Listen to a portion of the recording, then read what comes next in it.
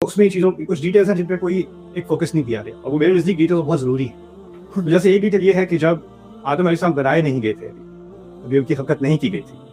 और उस वक्त सिर्फ फरिश्ते थे और ये भी ज़ाहिर है कि जिन भी थे और उसमें इब्लीस भी था, लेकिन वो अभी उस पर लानत नहीं की गई थी, वो शैतान नहीं था, वो शायद उसका नाम भी अभी इब्लीस नहीं था,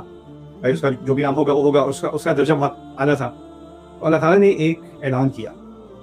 और इस ऐलान का जिक्र 2 दफ़ा कुरान में है, तो सूरह हिजर में है, सूरह साद में है, तकरीबन एक ही अल्फाज है। अल्फाज ये है क़ाल रब्बुका लिल-मलाइका इन्नी ख़ालिक़ुन बशरम मिन तीन, जब अल्लाह ताला ने फरिश्तों को खिताब करते हुए कहा कि मैं मिट्टी से या कीचड़ से, तीन को गीली मिट्टी को भी तीन कहते हैं, तो कीचड़ से मैं एक बशर यानी इंसान जिसकी खाल दिखती है, बशर लफ्ज़ इस्तेमाल होता है बिशर से, बिशर खाल को कहते हैं अभी,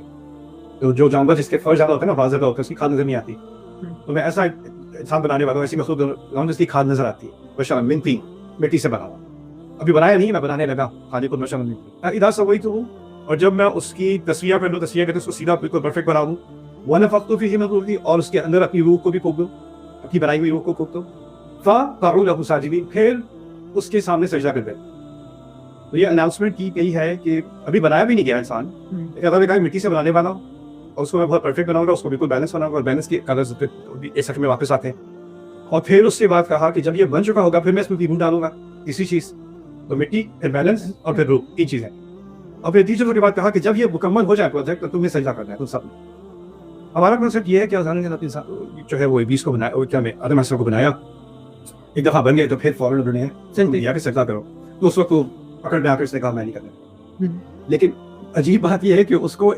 जब वो बन गए थे और फिर वो जो हुक्म आया था वो तकरार था हुक्म का, वो दोबारा किया गया। ये हुक्म बहुत पहले दिया जा चुका था, यानी उनके बनने से पहले, और बनाने से पहले उस हुक्म की वजह भी बता दी गई थी। असल में सजदे का एक कॉन्सेप्ट है हमारे दीन में कि अल्लाह ताला के जो मोज़े होते हैं ना, जो बहुत बड़ी अजीम अल्लाह की शान की कोई निशानी होती है, उसके सामने इंसान या इंसान की मखलूक सजदा कर देती है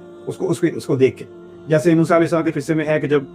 जो जादूगर थे उन्होंने मूसा अलैहिस्सलाम की छड़ी को साफ करते देखा तो वो पहचान भी जादू नहीं है, तो वो फौरन सजदे में गिर गया उसको। इसी तरह सीरत में है कि कभी कुरान की ऐसी आयत होती थी कि यहाँ तक कि कुरैश जो इस्लाम के दुश्मन थे वो भी आयत सुन के वो खुद ही सजदे में गिर गए, यानी अल्लाह की अज़मत के सामने इंसान सजदे में गिर जाता है। इशारा इस बात की तरफ है कि अल्लाह ताला एक ऐसी अजीम मखलूक बनाने वाला है कि उसकी अज़मत को सामने रखते हुए फरिश्तों को सजदा करना ही पड़ेगा। यानी सजदा सिर्फ आदम अलैहिस्सलाम की ताज़ीम के लिए नहीं है, इस बात के इतराफ़ की तरफ है, इसको एक्नॉलेज करना है कि अल्लाह ताला ने अपनी अजीम तरीन मखलूक बनाई। जिस तरह हमें भी होता है ना, कोई हमारे यहाँ तो मजाक मिल गया, कोई अगर पाकिस्तानी को मुश्किल से कोई चैंपियनशिप का मैच जीत जाए तो सजदे में गिर जाते हैं क्योंकि अल्लाह ताला का मौजज़ा ही हुआ, वरना तो नहीं जीता। Right, the idea is the same, right, कि कोई अजीम चीज़ हो तो सजदे में गिरना।